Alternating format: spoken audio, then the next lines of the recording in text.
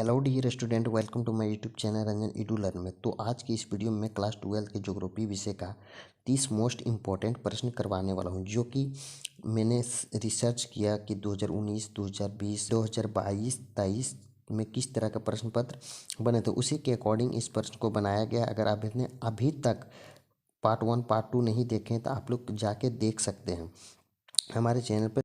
इस वीडियो के डिस्क्रिप्शन में लिंक डाल दूंगा। तो चलिए पहला प्रश्न को शुरू करते हैं। पहला प्रश्न शुरू करने से पहले मेरे चैनल पर नया है तो प्लीज़ मेरे चैनल को सब्सक्राइब करके बेल आइकन दबा लें, ताकि आप लोगों के छोटी छोटी सी मदद से मैं थोड़ा आगे बढ़ सकूं। तो चलिए पहला प्रश्न को शुरू करते हैं। 1 से लेकर 61 प्रश्न तक हल हो चुका था। अब उससे ज़्यादा प्रश्न यानी कि प्रश्न संख्या 62 से हल होगा। तो चलिए वीडियो को शुरू करते हैं। प्रश्न संख्या 62 देखिए, पूछ रहा चिकित्सा पर्यटन है। तो चिकित्सा पर्यटन क्या है? चिकित्सा हेतु पर्यटन, यानी कि जैसे कि कोई व्यक्ति बीमार है तो दूसरे देशों में जाकर इलाज करवाना, उसको चिकित्सा पर्यटन कहलाता है। अब प्रश्न संख्या 63 देखिए, पर्यटन के किस आर्थिक गतिविधि का अंग है? तो इसका सही आंसर हो जाएगा तो ऑप्शन नंबर ख हो जाएगा, यानी तृतीय क्रियाकलाप के अंतर्गत आता है। अब प्रश्न संख्या 64 देखिए, निम्न में से किन आर्थिक क्रियाकलापों के अंतर्गत परिवहन गतिविधियों को सम्मिलित किया जाता है? तो इसका जो सही आंसर हो जाएगा सो ऑप्शन नंबर गा सही हो जाएगा। तृतीय क्रियाकलाप के अंतर्गत परिवहन को शामिल किया जाता है। प्रश्न के 65 देखते हैं कि भाप इंजन का आविष्कार किस सदी में हुआ था? तो इसका सही आंसर हो जाएगा 18वीं सदी में हुआ था। और किसने किया था? जेम्स वाट ने किया था। जेम्स वाट ने भाप इंजन का आविष्कार किया था लगभग 18वीं सदी में, यानी कि 1776 ईस्वी में किया था।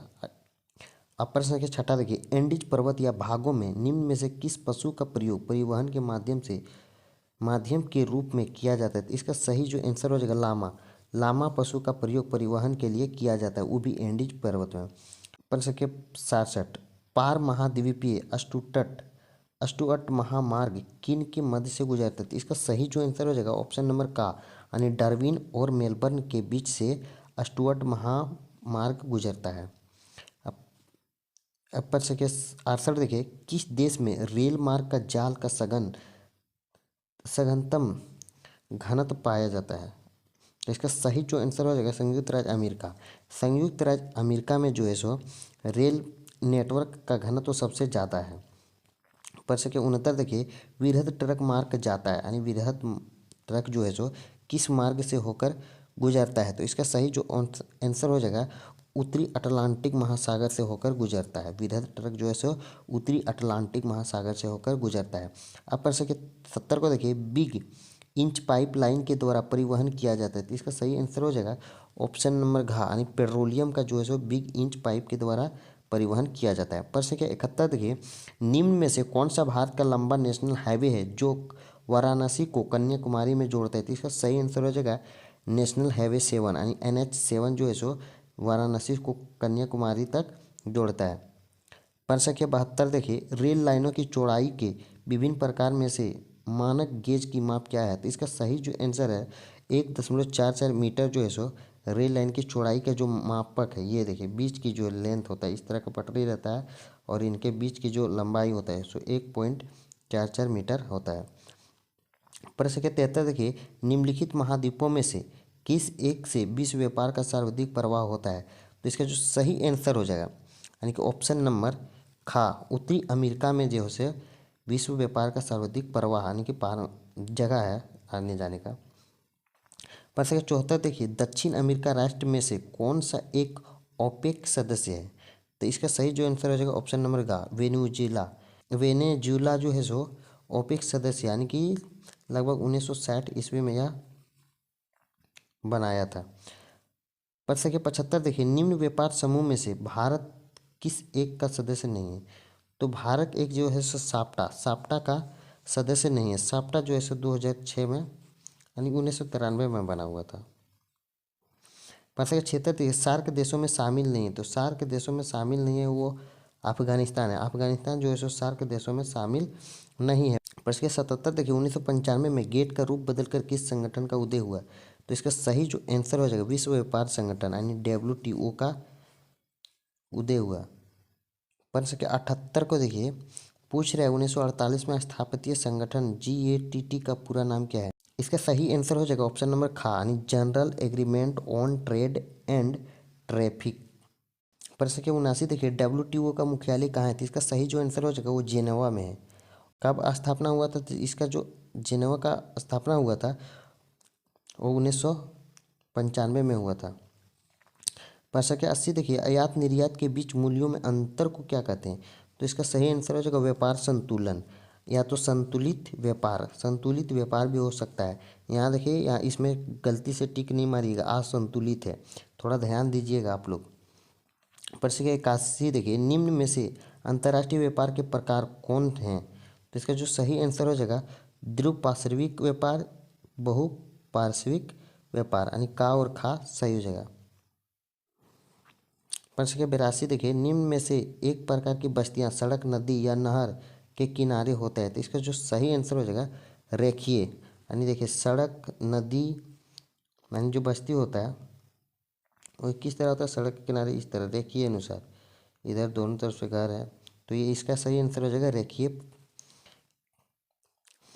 प्रश्न के 83 देखिए, निम्न में से कौन सा एक आर्थिक क्रिया ग्रामीण बस्तियों को मुख्य आर्थिक है? तो इसका सही जो आंसर हो जाएगा द्वितीयक क्रिया, इसका सही आंसर हो जाएगा। आर्थिक क्रिया ग्रामीण बस्तियों में मुख्य जो है सो द्वितीयक क्रिया के अंतर्गत आते हैं। प्रश्न के 84 देखिए, निम्न में से किस प्रदेश में प्रलेखित प्राचीन नगरीय बस्ती रही? तो इसका सिंधु घाटी सभ्यता। हम लोग इतिहास में पढ़ते हैं कि सिंधु घाटी सभ्यता बहुत ही पुरानी, लगभग की मान सकते हैं कि अभी 4500 पूर्व, अभी से 4500 पूर्व। प्रश्न के 85 देखिए, 2011 के प्रारंभ में भारत कितने मिलियनर शहर थे? तो इसका सही जो आंसर हो जाएगा ऑप्शन नंबर 53 हो जाएगा, यानी बुक के अकॉर्डिंग। लेकिन अभी गूगल में सर्च मारने जाइएगा तो आपको 46 मिलेगा, तो थोड़ा आप लोग इसके ऊपर कम मैनेज कर लीजिएगा इस प्रश्न को। प्रश्न के 86 देखिए, विकासशील देशों की जनसंख्या के सामाजिक ढांचे के विकास आवश्यकताओं की पूर्ति कौन से प्रकार के संसाधन सहायक है? तो इसका जो सही आंसर हो जाएगा सामाजिक संसाधन बहुत ही महत्वपूर्ण है विकासशील देशों में। प्रश्न के 87 देखिए, किसी झील के चारों ओर बसा गांव प्रतिरूप होगा? तो देखिए किसी झील है, मान लो ये झील है, इसके चारों ओर घर बसा हुआ है, तो इस किस तरह होगा? तो इसका सही आंसर हो जाएगा विरिताकार आकार के होगा।